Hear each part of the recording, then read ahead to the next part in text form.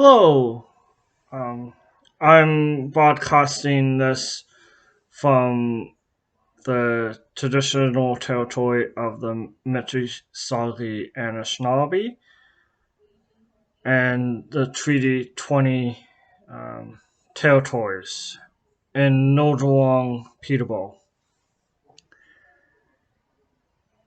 Those It happened again. An encampment was dismantled and unhoused individuals all being displaced in the city of Peterborough. There was an article in the Peterborough Examiner, um, homeless encampment removed from James Stevenson Park. And to give a bit of a background, there was a bylaw passed in the city of Peterborough in 2019 um, that um, that said that people are not allowed to pitch tent in parks, and that parks would have owls. There wasn't proper consultation. It was a rushed bylaw. It didn't follow the proper procedures, in my opinion. Um, and I had a previous episode. Uh, I'll I'll try to remember to put it up there.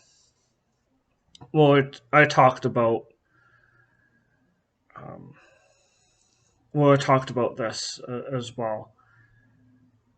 Um, and there's a quote: "We have several indigenous campers who were displaced even further by this, and this impacts people's health." There's another quote: "There's no place for people with dogs in shelters, and hotels are not the greatest for pets. We need a safe place." Um, there was a letter sent to City Council, I think started in May, but there hasn't been a response to that.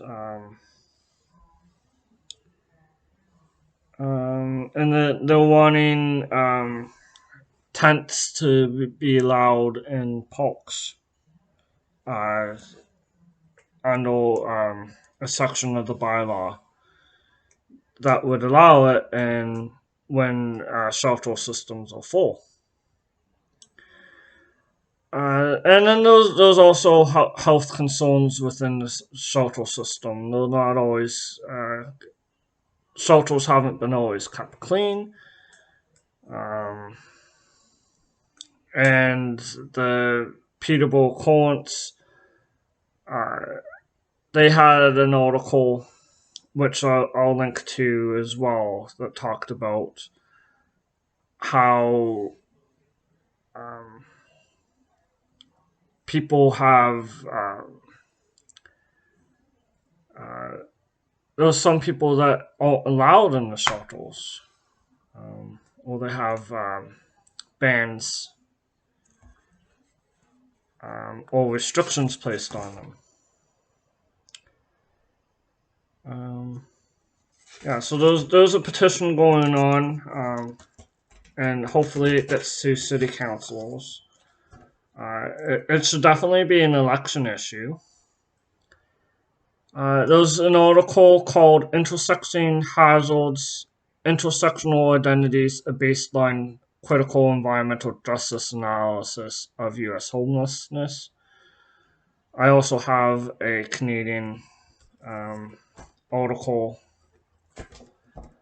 There's a quote: "Houseless people end up in dangerous circumstances due to policing that implicitly and sometimes explicitly pushes them there. ... People that are camped alongside railroads, they're at a particular risk because the trains use asbestos and arsenic in the brakes, and those chemicals have contaminated the soils. I have seen people in Peterborough um, next to tracks that are homeless, potentially homeless. Um,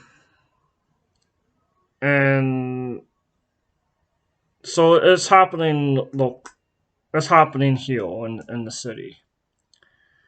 There was a Canadian report called "Trespassing on the Right to Housing" by Environmental Justice and Sustainability Clinic at Osgoode Hall Law School in Toronto, December 2021. It says, during the third wave of the pandemic, the city implemented one of the most aggressive series of encampment evictions to date. Yeah, so the police action and city bylaws are putting people into greater and greater risk. The support from ODSP, Ontario Disability Support, Ontario Works, um, uh, pensions, um, low income individuals, they're inadequate. And the city has to do a better job, and the county is as well, um, as well as Ontario. Um, and we can't hide, we shouldn't hide, and we can't hide homeless individuals. These are people, and for too long, we've been disrespecting them, putting their health at risk, and it's saddening that the the consultation that has occurred happened after a bylaw was passed, um, and it was rushed. So I am hoping that this is an election issue and that you're paying attention to this. And I know that early tomorrow there will be a report on racism in the Toronto Police Force. And and potentially it will shine light on the housing, how people have been treated who are unhoused.